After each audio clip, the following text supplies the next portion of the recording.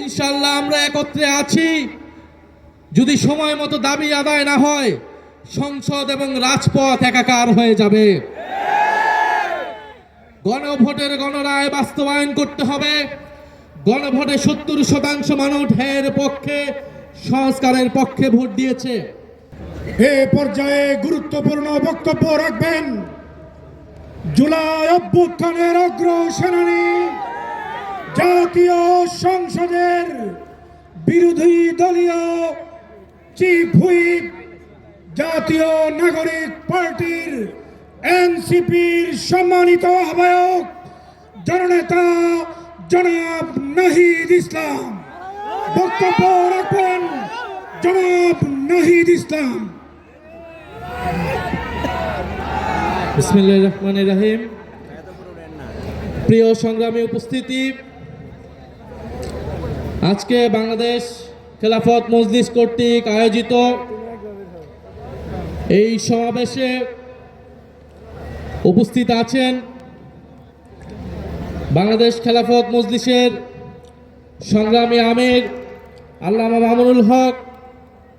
আরও উপস্থিত আছেন বিরোধী দলীয় নেতা বাংলাদেশ জামাত ইসলামীর সংগ্রামী আমির ডক্টর শফিকুর রহমান সহ 11 দলের জাতীয় নেতৃবৃন্দ। প্রিয় উপস্থিতি, আপনারা সকলের বক্তব্য শুনেছেন। আমি সর্বপ্রথম বাংলাদেশ খেলাফত মজলিস এবং বাংলাদেশ খেলাফত মজলিসের নেতৃবৃন্দকে ধন্যবাদ জানাই। আমরা দেখে এসেছি ঐক্যমত কমিশন থেকে সংস্কারের পক্ষে, জুলাইয়ের পক্ষে আল্লামা মামুনুল হক এবং বাংলাদেশ খেলাফত মজলিস সবসময় আন্তরিক ছিল এবং জুলাই সনদের পক্ষে সর্বদা কণ্ঠস্বর সবার আগে রেখেছেন আল্লামা মামুনুল হক। ষড়যন্ত্র করে তাকে সংসদে যাওয়া থেকে বিরত রাখা গিয়েছে, কিন্তু রাজপথে থামানো সম্ভব নয়। আমরা সংসদে আছি জুলাই সনদ বাস্তবায়ন, গণভোট বাস্তবায়নের পক্ষে কথা বলার জন্য, আর রাজপথে আছেন আল্লামা মামুনুল হক সহ নাসিরউদ্দিন পাটোয়ারিরা। ইনশাআল্লাহ আমরা একত্রে আছি। যদি সময় মতো দাবি আদায় না হয়, সংসদ এবং রাজপথ একাকার হয়ে যাবে। গণভোটের গণরায় বাস্তবায়ন করতে হবে। গণভোটে 70% মানুষ এর পক্ষে, সংস্কারের পক্ষে ভোট দিয়েছে।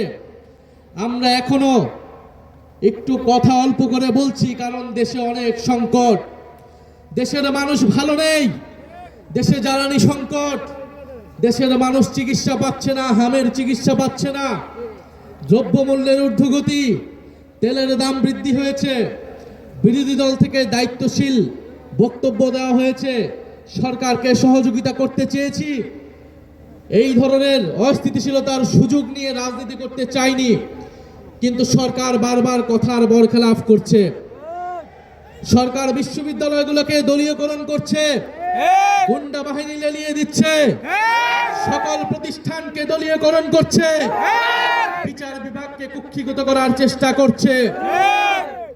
বাংলাদেশের জনগণ, বাংলাদেশের ধর্মপ্রাণ দেশপ্রেমিক মানুষ এই নতুন করে জেগে ওঠা স্বৈরতন্ত্র, পুরনো বন্দোবস্ত, পুরনো সংস্কৃতিকে যারা টিকিয়ে রাখতে চায় তাদেরকে কোনোভাবেই প্রশ্রয় দেবে না। বাংলাদেশ খেলাফত মজলিস সহ 11 দল, জাতীয় নাগরিক পার্টি এনসিপি সর্বদা ঐক্যবদ্ধ আছে। আপনাদের প্রতি আহ্বান থাকবে, গণভোটের গণরায় বাস্তবায়নের জন্য আমরা সকলে ঐক্যবদ্ধভাবে রাজপথের এই সংগ্রাম চালিয়ে যাব, যতক্ষণ না সরকার গণভোটের গণরায় বাস্তবায়ন করতে ইচ্ছুক হয়। আর সরকার যদি গায়ের জোরে, 2/3 জোরে গণভোটের গণরায়কে উপেক্ষা করে, তবে তার পরিণতিও পুরনো ফ্যাসিবাদীদের কায়দায় হতে হবে। এই হুঁশিয়ারি আমরা দিতে চাই, কিন্তু আমরা চাই দেশে স্থিতিশীলভাবে এই দেশের সমস্যার সমাধান হোক। সরকার যত দ্রুত গণরায় মেনে নেবে, তত দ্রুত সরকারের জন্য মঙ্গল, দেশের জন্য মঙ্গল। আজকের এই সমাবেশে যারা উপস্থিত হয়েছেন তাদেরকে ধন্যবাদ জানাচ্ছি। আসসালামু আলাইকুম।